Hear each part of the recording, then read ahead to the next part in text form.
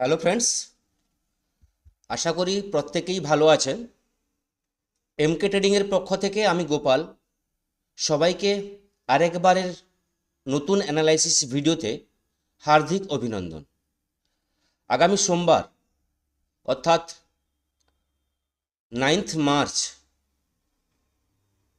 Stock মার্কেটে Nifty bank Nifty কিভাবে movement হতে পারে, জিও পলিটিক্যাল নিউজ অর্থাৎ যুদ্ধের নিউজ কিভাবে মার্কেটকে রিয়্যাক্ট করবে, নিফটিতে ব্যাংক নিফটিতে আরও কত বড় ফল হতে পারে না মার্কেট এখান থেকে বাউন্স নেবে, এই টপিক নিয়ে আজকের এই ভিডিও। তো অ্যানালাইসিস ভিডিওতে যাওয়ার আগে প্রত্যেককে দেখিয়ে রাখবো ডিসক্লেমার, প্রত্যেককে রিকোয়েস্ট করব ডিসক্লেমার অবশ্যই আপনারা ভালো করে পড়ে নেবেন, কারণ এখানে বাই বা সেলের রেকমেন্ডেশন আমরা দিই না। এখানে যা কিছু ইনফরমেশান প্রোভাইড করা হচ্ছে এডুকেশন এবং লার্নিং পারপাসের জন্য। তো যদি নিফটির অ্যানালাইসিসে আমরা যাই, তাহলে লাস্ট কয়েকদিন ধরে আমরা আমাদের ইন্ডেক্সে, গ্লোবাল ইন্ডেক্সে শার্প ফল আমরা কন্টিনিউ দেখতে পাচ্ছি। তার কারণটা আমরা প্রত্যেকেই জানি, Jio political issue, US, Israel এবং ইরানের যুদ্ধ, যেখানে এই তিনটে কান্ট্রি বাদ দিয়ে অনেকগুলো কান্ট্রি এই যুদ্ধের মধ্যে যুক্ত হয়ে গেছে। তো গ্লোবালি এটা একটা খারাপ নিউজ এবং খারাপের দিকেই আরও পরপর ক্রমশ এগিয়ে যাচ্ছে। আমরা নিউজ চ্যানেল খুললেই দেখতে পাচ্ছি গোলাবর্ষণ, মিসাইল এসব চলতেই আছে। ইরান পিছুপা হাঁটছে না, ইউএস ছাড়ছে না। তো এই পরিস্থিতিতে আমাদের স্টক মার্কেট চলতে আছে। তো আমাদের স্টক মার্কেটে আমরা ট্রেডিং করব কিভাবে? যারা স্টকে ইনভেস্ট করে রেখেছেন, পোর্টফোলিও প্রত্যেকের রেডে দাঁড়িয়ে আছে আমরা বুঝতে পেরেছি, কিন্তু যারা ইনভেস্টমেন্ট পারপাস স্টক মার্কেটে ইনভেস্ট করে রেখেছেন প্রত্যেকেই বলবো প্যানিক হওয়ার কিচ্ছু নেই, কারণ এই নিউজ হচ্ছে ক্ষণস্থায়ী। ওভারঅল ইন্ডিয়ান মার্কেট যদি আমরা লং টার্মে দেখি, তাহলে আপ ট্রেন্ডেই কিন্তু আমাদের ইন্ডিয়া মার্কেট এখনও দাঁড়িয়ে আছে। কোনো কিছু নিউজ বেসে যা কিছু মুভমেন্ট হয় সেটা কিন্তু ক্ষণস্থায়ী। একটা নিউজ বেশি দিন থাকতে পারে না, বা নিউজের ফলে মার্কেটে যে রিয়াকশান বেশি দিন চলতে পারে না। একটা জায়গায় এসে মার্কেটকে সাপোর্ট নিতে হয়, মার্কেটকে রিকভারি নিতে হয়। ওভারঅল পোর্টফোলিওর রেট চললেও যদি ফান্ড থাকে, এই জায়গায় আপনাদের অ্যাকুমুলেট করতে হবে, ভালো স্টক দেখে সেখানে আবার পুনরায় নিবেশের জন্য আপনাদের প্ল্যান করতে হবে। এবার যারা আমরা অপশান ট্রেডিং করছি, স্ক্যাল্পিং ট্রেডিং করছি, সুইং ট্রেডিং করছি স্টক মার্কেটে, নিফটিতে, ব্যাংক নিফটিতে, সেন্সেক্সে, তাহলে আমাদের ট্রেডিং প্ল্যান কিভাবে হওয়া উচিত? নিফটি ডেলি টাইম ফ্রেমে কন্টিনিউ কিন্তু ফল আমরা দেখতে পাচ্ছি। লাস্ট কয়েকদিন ধরে প্রতিদিন আমরা গ্যাপ ডাউন দেখতে পাচ্ছি, যেখানে 200 point, 300 point, 500 point gap down হচ্ছে, এবং তারপর মার্কেট কিছুটা রিকভারি নেওয়ার চেষ্টা করছে লাইভ মার্কেটে, এবং সেখান থেকে সেকেন্ড হাফে আবার কিন্তু ফল দেখতে পাচ্ছি। এফআইদের কন্টিনিউ ফলিং বা এফআইদের কন্টিনিউ সেলিং, সেটাও কিন্তু লাইভ মার্কেটে বা ওভারঅল মার্কেটে আমাদের একটা নেগেটিভ সেন্টিমেন্ট নেক্সট ডেতে আমাদের কিন্তু বহন করতে হচ্ছে। নিফটি ক্লোজিং দিয়েছে 24,470-এর কাছাকাছি। ফ্রাইডে যদি ক্লোজিং দেখে দিই নিফটিতে আমরা, তাহলে বুঝতে পারবো 313 পয়েন্ট নিফটি ক্লোজিং দিয়েছে, যেখানে ব্যাংক নিফটি 1272 পয়েন্ট ক্লোজিং দিয়েছে নেগেটিভ, সেন্সেক্স 1000 পয়েন্টের কাছাকাছি ক্লোজিং দিয়েছে নেগেটিভে। এবার নিফটি যে জায়গায় দাঁড়িয়ে আছে 24,423, আমরা প্রত্যেকেই জানি, এর আগের ভিডিওতে আমি প্রত্যেককে ইনফর্ম করেছিলাম নিফটির কাছে বড় সাপোর্ট জোন 24,250 থেকে 24,300। এই জোনটা আমাদের কাছে নেক্সট সপ্তাহে 9 তারিখ থেকে 13 তারিখ পর্যন্ত যে উইক চলবে, সে উইকের কাছে 24,250 থেকে 24,300 এটা আমাদের কাছে বড় সাপোর্ট জোন। এই জোনের উপরে যতক্ষণ নিফটি থাকবে বারবার কিন্তু ট্রাই করবে এই সাপোর্টটাকে নিয়ে বাউন্স করার। কিন্তু ওভারঅল ট্রেন্ড কিন্তু নেগেটিভ চলছে, আমাদের ভিউ থাকবে সেল অন রাইজ। তো যদি ওভারঅল ভিউ থাকে ডাউন ট্রেন্ডের, তাহলে কিন্তু আমাদের সেলের ভিউ তৈরি করতে হবে। তাহলে সেলের ভিউ হবে প্রতিটা রাইজ যখন হবে, প্রাইস মুভমেন্ট হবে, মার্কেট যখন বাউন্স নেবে, রাইজ থেকে যখন কোনো নেগেটিভ ফর্ম তৈরি হবে, সেখানে কিন্তু ডাউনের ট্রেন্ড নিতে হবে। সোমবার এই মুহূর্তে যদি গ্লোবাল মার্কেট আমরা দেখে নিই, তাহলে US market overall negative trade করছে, যেখানে Dow 450 point, Nasdaq 350 point, S&P 500 90 point future trade করছে।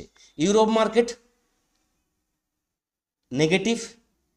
এশিয়ান মার্কেট যদি আমরা গিফট নিফটি দেখে নিই, তাহলে ফ্রাইডেতে এশিয়ান আমাদের গিফট নিফটি ফিউচার ক্লোজিং দিয়েছে 274 পয়েন্ট নেগেটিভ, 24,300 কাছাকাছি দাঁড়িয়ে আছে, যেখানে আমরা বুঝতে পাচ্ছি যে একটা গ্যাপ ডাউন নিফটিতে সোমবার আমরা দেখতে পাবো, যেখানে 274 পয়েন্ট দেখাচ্ছে। গ্লোবাল নিউজ যদি খারাপ থাকে, যুদ্ধের পরিস্থিতি যদি আরও খারাপ হয়, তাহলে কিন্তু এই গ্যাপ ডাউনটা আরও বড় হবে। যদি নিউট্রাল থাকে, তাহলে কিন্তু মিনিমাম 150 থেকে 200 পয়েন্ট গ্যাপ ডাউনের সম্ভাবনা আছে নিফটিতে সোমবার।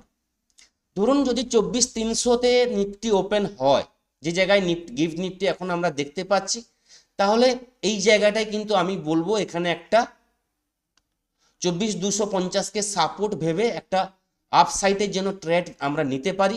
কারণ এখান থেকে একটা বাউন্স আমরা এক্সপেক্ট করতে পারি, যেখানে 24,350 24,400 পর্যন্ত একটা বাউন্স এক্সপেক্ট করতে পারি।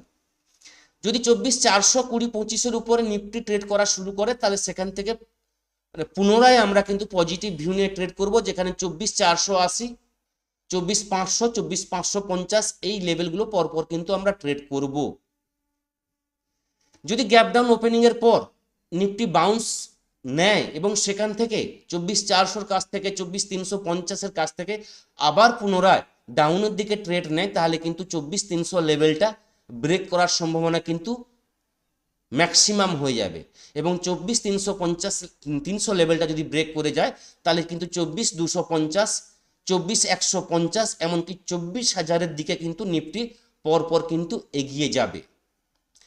24,000-এর লেভেলের দিকে আমরা তখনই প্ল্যান করব, নিফটি যদি 24,300-র নিচে কালকে ক্লোজিং দেয়, বা ওভারঅল ডেইলি টাইম ফ্রেমে একদিনের ক্যান্ডেলে কোনো স্ট্রং ক্যান্ডেল আমরা ক্লোজিং দেখতে পাই, তাহলে কিন্তু 24,150 24,000-এর দিকে কিন্তু পরপর কিন্তু আমাদের প্ল্যান থাকবে। যতক্ষণ 24,300-কে নিফটি হোল্ড করবে, সে জায়গায় আমাদের ভিউ থাকবে লাইভ মার্কেটে ছোটোখাটো বাউন্স আসবে, ট্রেন্ড থাকবে নেগেটিভ ট্রেন্ডের জন্য আমরা ট্রেড নেব, বা আমরা মৌকা খুঁজবো কোথায় নেগেটিভ ট্রেন্ড আমরা নেব। কিন্তু তার মাঝখানে যখন কোনো পজিটিভ ভিউ আসবে, মার্কেট যখন বাউন্স নেবে, প্রফিট বুকিং হবে, সেই জায়গাগুলো ছোট ছোট স্ক্যাল্পিংয়ের জন্য কিন্তু আমরা প্ল্যান করে এইভাবে কিন্তু আমরা ট্রেড করব নেক্সট উইক, যতক্ষণ না আমাদের এই যুদ্ধের পরিস্থিতির নিউজ যতক্ষণ না শান্ত হচ্ছে। কারণ নিউজ বেস মার্কেট চলছে, আমরা বুঝতে পাচ্ছি গ্লোবাল ইন্ডেক্স প্রতিটা ইন্ডেক্স কিন্তু নেগেটিভে দাঁড়িয়ে আছে। তো এটা হলো পরিষ্কারভাবে আপনাদের সামনে আমি তুলে ধরলাম নিফটির ভিউ। এবার যদি ব্যাঙ্ক নিফটির অ্যানালাইসিস করি, তাহলে আপনারা বুঝতে পারবেন ব্যাঙ্ক নিফটি ফ্রাইডেতে 1200 পয়েন্ট নেগেটিভ ক্লোজিং দিয়েছে, যেখানে নিফটির তুলনায় ব্যাঙ্ক নিফটি অনেকটাই কিন্তু নেগেটিভ ক্লোজিং দিয়েছে।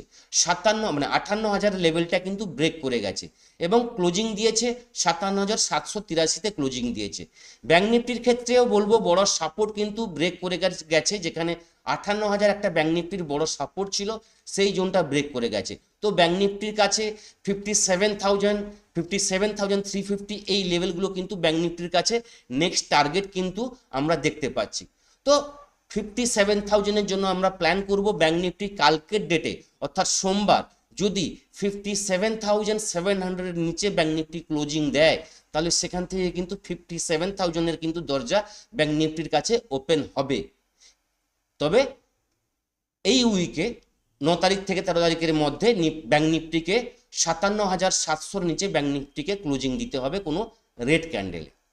এবার যদি গ্যাপ ডাউনের ওপেনিংয়ের পর আগামী 9 তারিখ বাউন্স নেওয়ার চেষ্টা করে এবং 58,000 এই লেভেলটার উপরে ব্যাঙ্ক নিফটি ট্রেড করা শুরু করে, তাহলে সেখান থেকে পজিটিভ ভিউ নিয়ে আমরা ট্রেড করতে পারি, যেখানে 58,250 এবং 58,500 ম্যাক্সিমাম এই জায়গা পর্যন্ত ব্যাঙ্ক নিফটি বাউন্স নেওয়ার চেষ্টা করতে পারে, কারণ ওভারঅল ডাউন ট্রেন্ডে আছে ব্যাঙ্ক নিফটিও। তো সেখানে প্রতিটা রাইজে কিন্তু সেলিং আসবে। ম্যাক্সিমাম যে লেভেলগুলো আপসাইডের জন্য আসতে পারে 58,000, 58,250 এবং 58,500, এই লেভেলগুলো কিন্তু পরপর আপসাইডের জন্য আসতে পারে এবং এই লেভেলগুলো আমরা বাউন্সের দিকে দেখতে পারি। এবং যদি শুক্রবারের লোটা ব্রেক করে যায় এবং এর নিচে ট্রেড করা শুরু করে, তাহলে সেখান থেকে কিন্তু ব্যাঙ্ক নিফটির যে টার্গেট চলে আসবে 57,600, 57,600 লেভেল যদি ব্রেক করে যায়, তাহলে কিন্তু 57,350 এবং 57,150 এই লেভেলগুলো কিন্তু ব্যাঙ্ক নিফটির কাছে আগামী সপ্তাহের কিন্তু আমাদের প্ল্যান থাকবে। এইভাবে কিন্তু আমাদের ট্রেড করতে হবে। বারবার বলছি, ট্রেন্ড নেগেটিভ থাকলেও আমরা কিন্তু ডাউনের ট্রেড নিয়ে বেশিক্ষণ হোল্ড করব না বা বেশি টাইম ধরে হোল্ড করব না, কারণ নিউজ বেস মার্কেট চলছে, স্পাইক বড় বড় আসে। আমাদের কাজ, আমরা এন্ট্রি নেব, প্রফিট নিব, বেরোবো, এবং স্ক্যাল্পিং যদি আসে আপসাইডের জন্য, সেখানেও কিন্তু প্রপারলি স্টপ লস মেনটেন করে কিন্তু আমাদের ট্রেড করতে হবে, যতক্ষণ না গ্লোবাল নিউজ যুদ্ধের পরিস্থিতি শান্ত হচ্ছে। এফআইদের কন্টিনিউ সেলিং চলছে, এটাও কিন্তু আমি বলে রেখেছি, আগেও বলেছি। লাস্ট কয়েকদিন ধরে বলতে গেলে মার্চ মাস, পুরো মাসটাই কিন্তু হিউজ পরিমাণে এসআইরা সেলিং করছে। এই মাসে এখনো পর্যন্ত 21,831 কোটি টাকা সেলিং করে রেখেছে এফআইরা, যেখানে ডিআইরা বাই করেছে 32,786 কোটি টাকার সেলিং বাইং করেছে। তো বারবার বলছি, লেভেল টু লেভেল ট্রেড করুন, আরামসে ট্রেড পাওয়া যাচ্ছে, ইজিলি 2-3টে ট্রেড ইজিলি কিন্তু পাওয়া যাচ্ছে। প্রপারলি প্ল্যান করে ট্রেডিং করুন, প্রপার প্রফিট হলে সে জায়গায় কিন্তু ডেটা ক্লোজ করে আপনার ট্রেডিং জার্নিটাকে ক্লোজ করুন সেই দিনের মতো।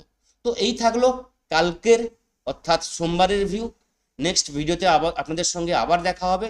সবাই ভালো থাকবেন। থ্যাংক ইউ, ধন্যবাদ।